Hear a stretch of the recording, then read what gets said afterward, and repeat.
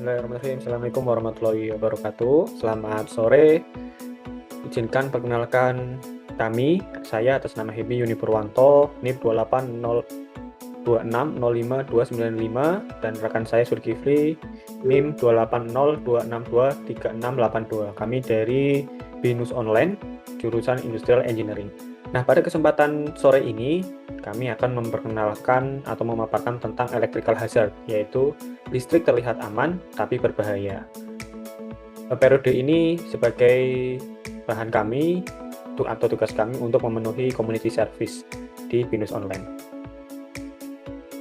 Sebelum langkah lebih jauh, apa sih listrik elektrik itu? Nah, listrik itu merupakan salah satu bentuk energi yang dihasilkan dari pergerakan muatan listrik, khususnya elektron, melalui suatu media penghantar seperti kabel. Jadi, ada beberapa konsep utama dalam kelistrikan. Yang pertama itu arus listrik, yaitu aliran muatan listrik dalam suatu rangkaian tertutup yang diukur dalam satuan ampere. Yang kedua, tegangan atau voltage. Beda potensial antara dua titik yang menyebabkan arus listrik mengalir dan diukur dalam volt. Lalu yang terakhir ada hambatan, yaitu besaran tahanan suatu material terhadap aliran listrik yang diukur dalam ohm. Nah, jika dilakukan rumus perhitungan seperti pada gambar sebelah kanan, itu akan membentuk VIR, yaitu V sama dengan I kali R, dan berlaku kebalikannya. I sama dengan V dibagi R, kemudian R sama dengan V dibagi dengan I. Illustration of electric. Nah, kita sekarang akan mengilustrasikan gimana sih listrik itu dalam perjalanannya. Dari hukum Ohm, kita bisa mengibaratkan volt itu adalah si pendorong. Kalau pada gambar ini adalah yang gambar listrik berwarna biru ya teman-teman. Ini adalah tegangan yang tugasnya memberikan tekanan atau dorongan agar arus listrik bisa mengalir.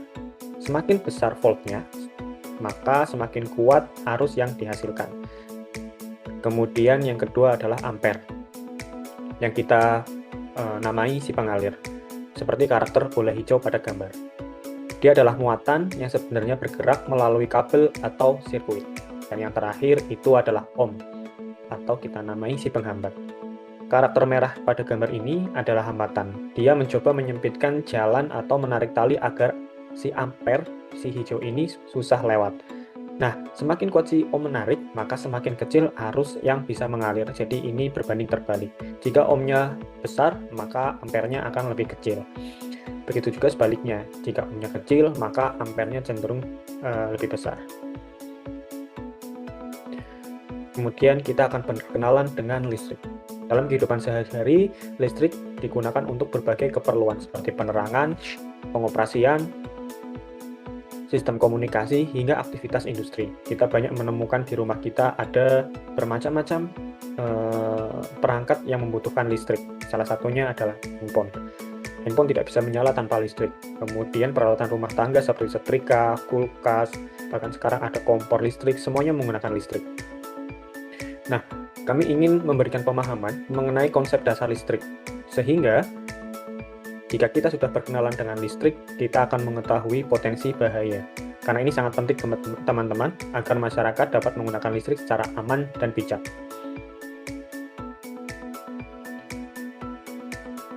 Kemudian, background. Penggunaan listrik semakin meningkat dalam kehidupan sehari-hari tidak diimbangi dengan pemahaman masyarakat terhadap aspek keselamatan penggunanya.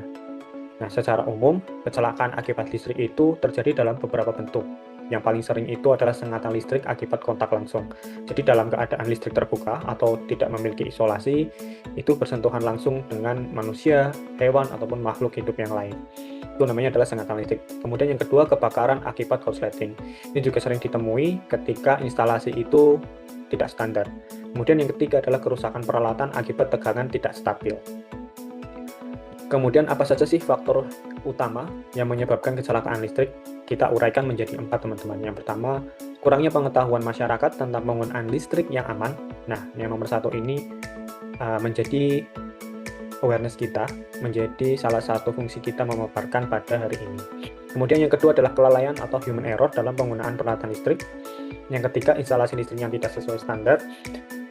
Dan yang terakhir, penggunaan peralatan yang sudah rusak atau tidak layak pakai tetapi masih dipaksakan untuk berfungsi. Selain kebiasaan sehari-hari, menyentuh perangkat listrik dengan tangan basah serta tidak melakukan pemeriksaan instalasi secara berkala juga meningkatkan risiko kecelakaan.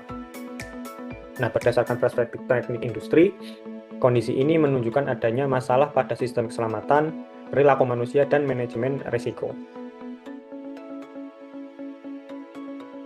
Kemudian ini adalah problem formulasi.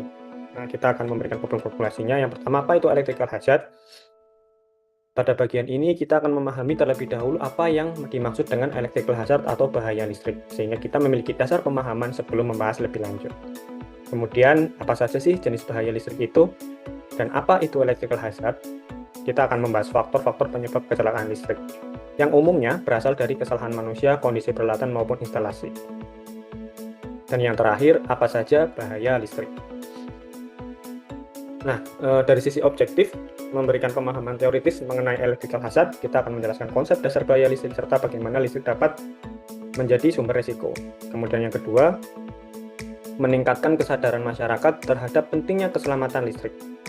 Yang ketiga, mengidentifikasi jenis dan penyebab bahaya listrik. Yang keempat, menjelaskan langkah-langkah pencegahan risiko listrik. Dan terakhir, mengaitkan bahaya listrik dengan konsep teknik industri. Kemudian kita maksud apa sih electrical hazard itu? Jadi electrical hazard itu adalah kondisi atau sumber bahaya yang berasal dari energi listrik yang berpotensi menyebabkan cedera pada manusia, kerusakan peralatan, kebakaran, bahkan kematian. Secara teknis, bahaya listrik terjadi ketika tubuh manusia menjadi bagian dari rangkaian listrik, terjadi kegagalan pada sistem kelistrikan, dan terjadi kontak dengan tegangan tinggi. Bahaya listrik dapat diklasifikasikan menjadi beberapa bentuk utama. Yang pertama, electric shock, kemudian electrical burn, arc flash, dan terakhir fire hazard. Dan besarnya dampak bahaya listrik juga dipengaruhi oleh beberapa faktor. Faktor yang pertama, besarnya arus listrik. Yang kedua adalah tegangan. Yang ketiga, seberapa lama kontak dengan sumber listrik. Tentunya jika semakin lama akan menimbulkan bahaya yang lebih serius. Lalu yang terakhir adalah kondisi tubuh, apakah kondisinya kering atau basah.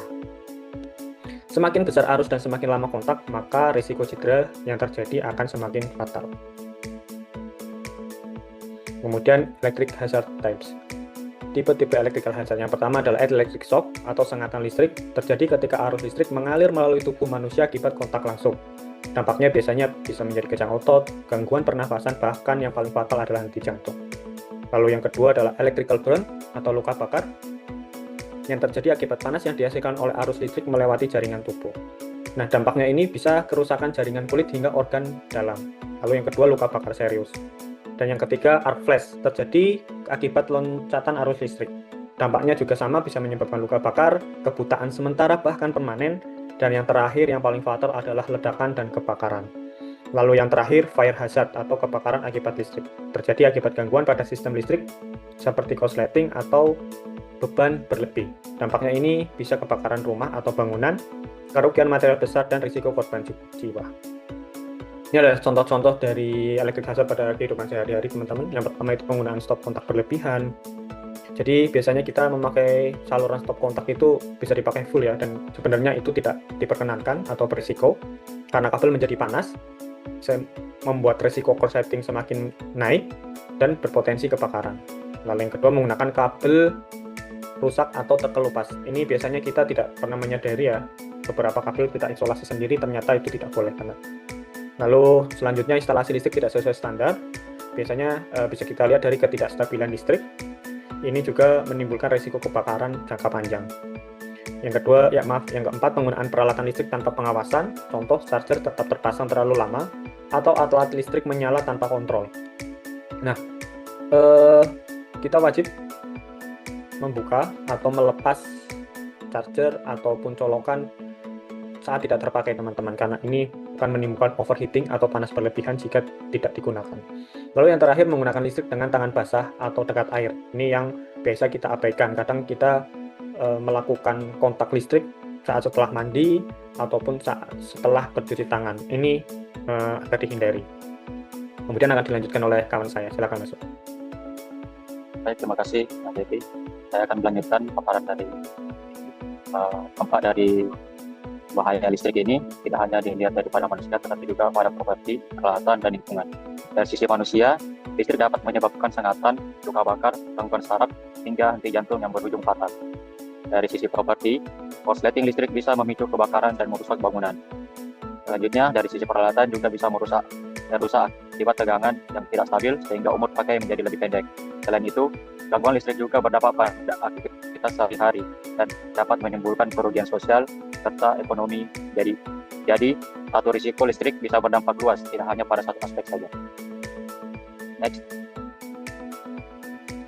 Penyebab utama terjadinya bahaya listrik, faktor utamanya adalah kesalahan manusia atau human error, contohnya menggunakan alat listrik dengan tangan basah atau mengabaikan standar keselamatan.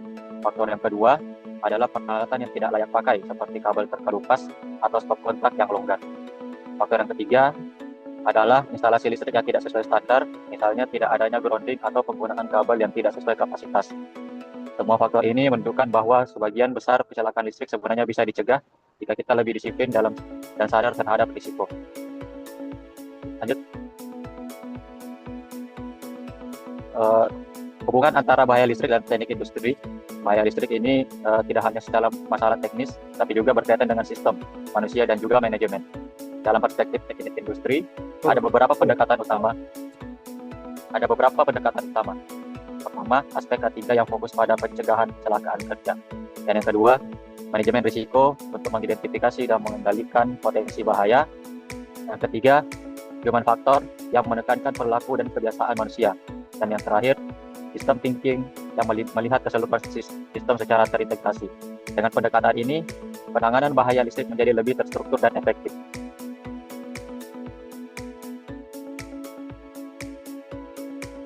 Langkah pencegahan bahaya listrik. Langkah pertama adalah dengan menggunakan peralatan listrik yang sesuai dengan standar, seperti yang memiliki sertifikasi keamanan. Dan yang kedua, hindari penggunaan beban berlebih atau overload, karena dapat menyebabkan panas berlebih dan kebakaran. Yang ketiga, lakukan pemeriksaan dan perawatan secara rutin, seperti mengecek kabel dan mengganti komponen yang rusak.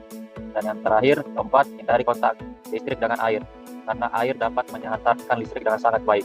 Langkah-langkah ini sederhana, tetapi sangat efektif untuk mengurangi risiko.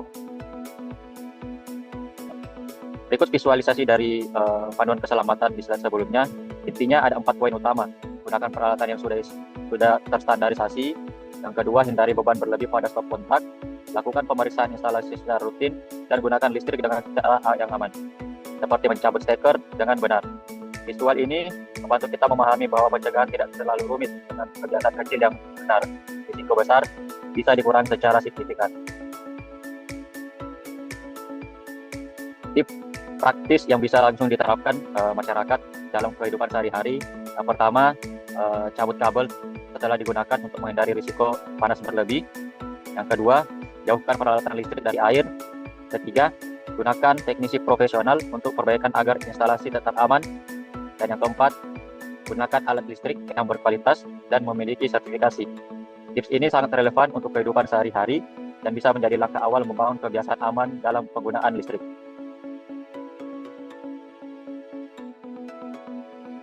Pentingnya peran masyarakat dalam pencegahan bahaya listrik.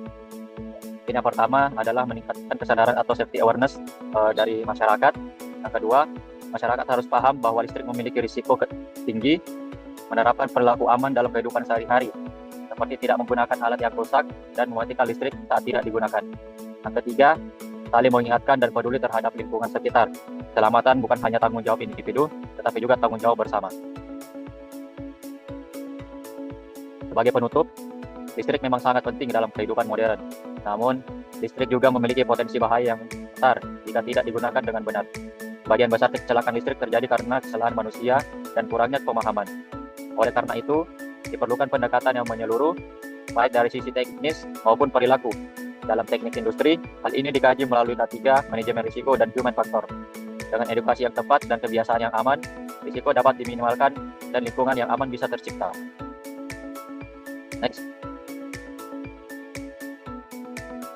Mungkin ini referensi-referensi yang kami gunakan dalam ini. Sebagai penutup presentasi kami ucapkan terima kasih atas perhatian dan yang diberikan. Harapannya materi ini dapat meningkatkan pemahaman dan kesadaran kita semua terhadap bahaya listrik. Semoga informasi yang disampaikan dapat diterapkan dalam kehidupan sehari-hari untuk menciptakan lingkungan yang lebih aman.